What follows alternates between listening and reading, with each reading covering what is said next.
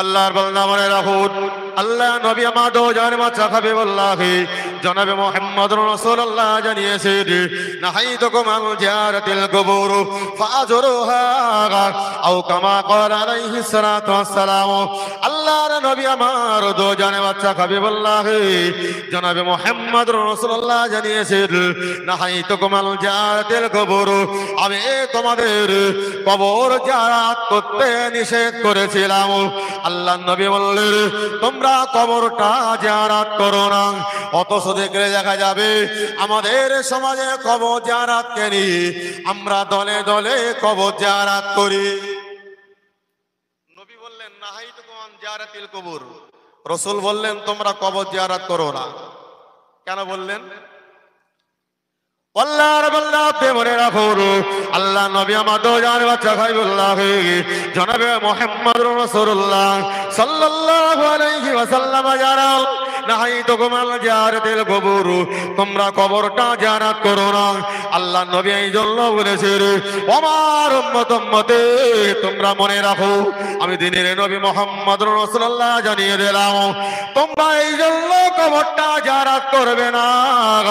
তার কারণ হলো তৎকালীন জমানাতে আপন জনেরা যদি মারা যেত, তার আব্বা বলুন, মা বলুন, ভাই বলুন, বলুন, আপন জনেরা যদি মারা যায়, তাদের ভালোবাসায়, তাদের মহাব্বতে এত উচ্চে রবে তারা কান্নাকাটি করত।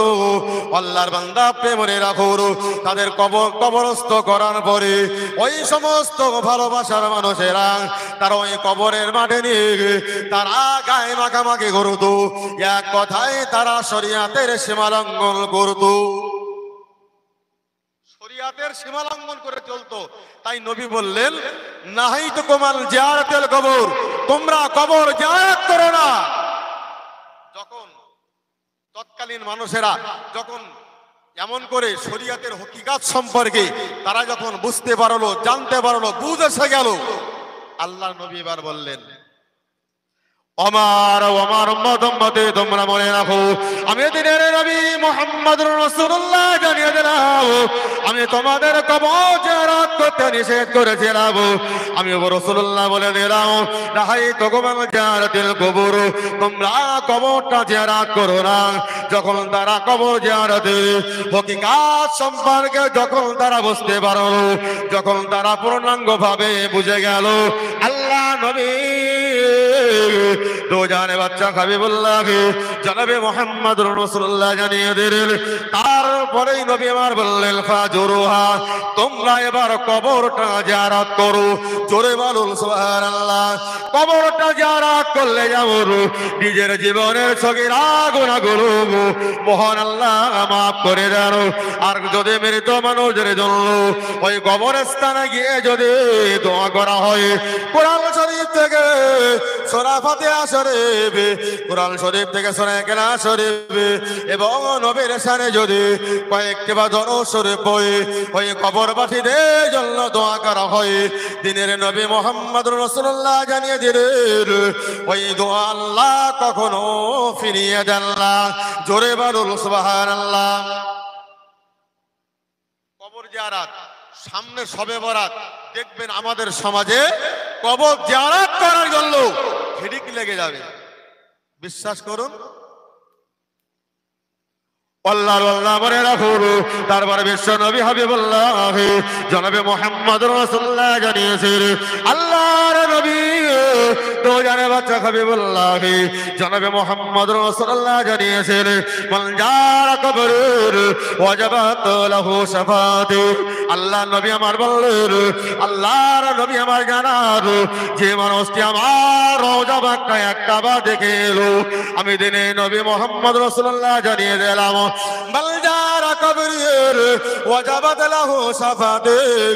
আল্লাহ নবী আমার বলেন, যে আমার কবরটা একটা বার আমার রওজা একটা বার দেখে এসেছে, আমি দিনে নবী মুহাম্মদ রাসূলুল্লাহ জানিয়ে দিলাম, তার জন্য সুপারিশ শাফাআত করা আমার জন্য ওয়াজিব হয়ে গেল।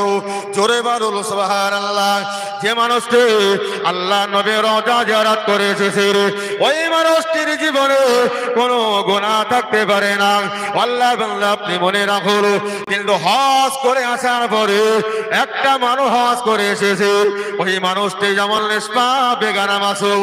মায়ের পেট থেকে একটা ছেলে বাচ্চা যদি ভূমিষ্ঠ হয়, ওই বাচ্চার যেমন জীবনের কোনো গুনাহ থাকে না। একটা মানুষ যদি নবীর রওজা জিয়ারত করে আসে, আল্লাহ নবী বললেন ওই মানুষটিরও জীবনের কোনো গুনাহ থাকে না। জোরে বলুন সুবহানাল্লাহ। নবী বললেন মান জারা কবরিন ওয়াজাবাত লাহু শাফাআতি। তো ভাই, মানে হজ করে আসার পরে একটা মানুষ বেগানা মাসুম হয়ে যায়, আর যদি হজ করে আসার পরে হজ হাজি নামটা নিয়ে যদি আমরা গুনার কাজ করে তাহলে কটা দেবে? যদিও আপনারা জুমার খুতবার ভিতরে এর বর্ণনা রয়েছে, তো যাই হোক, হজ করে পরে আসার পরেও আমাদেরকে ইসলামের দৃষ্টিতে আমাদের সংযত হতে হবে, তা না হলে আল্লাহর দরবারে এর জন্য আমাদের কৈফিয়ত দিতে হবে।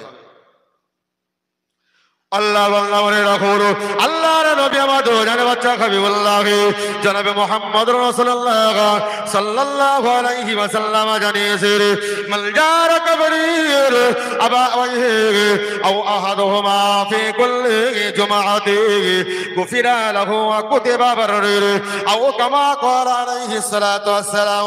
আল্লাহর নবী আমার বলেন, যে ছেলেটি জুমার নামাজের পরে মান জারা কবরের ওয়াজাবাত মান জারা কবরের আবাওয়াইহি আও আহাদুহুমা ফি কুল্লি জুমআতির।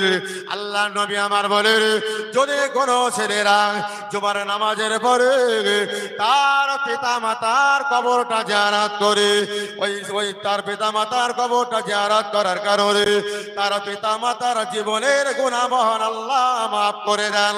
জোরে বলুন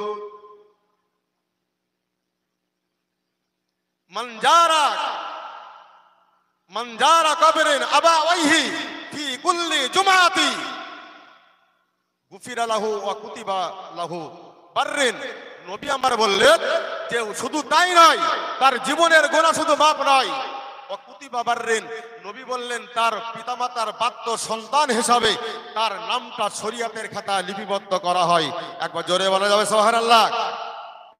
আমরা কবর জিয়ারত কবে ইমাম সাহেব যাবে তাই এটা নয়, আপনার মা মারা গেছে, আপনার আব্বা মারা গেছে, তাদের কবরের ধারে গিয়ে সালামটা জানিয়ে সেখানে দোকানে হাত আপনি উঁচু করুন, দোয়া করতে শুরু করুন।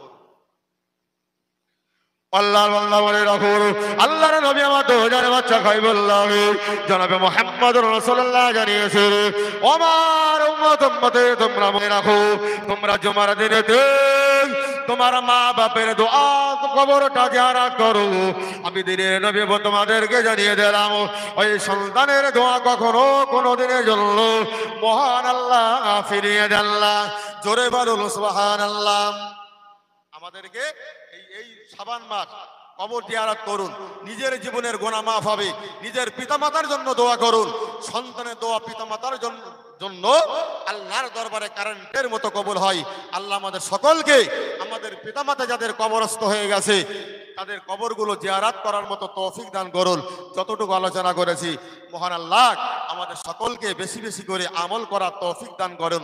সকলে বলুন আল্লাহুম্মা আমিন। ওয়া আখিরু দাওয়ানা আনিল হামদুলিল্লাহি রাব্বিল আলামিন। আসসালামু আলাইকুম ওয়া রাহমাতুল্লাহি ওয়া বারাকাতুহু।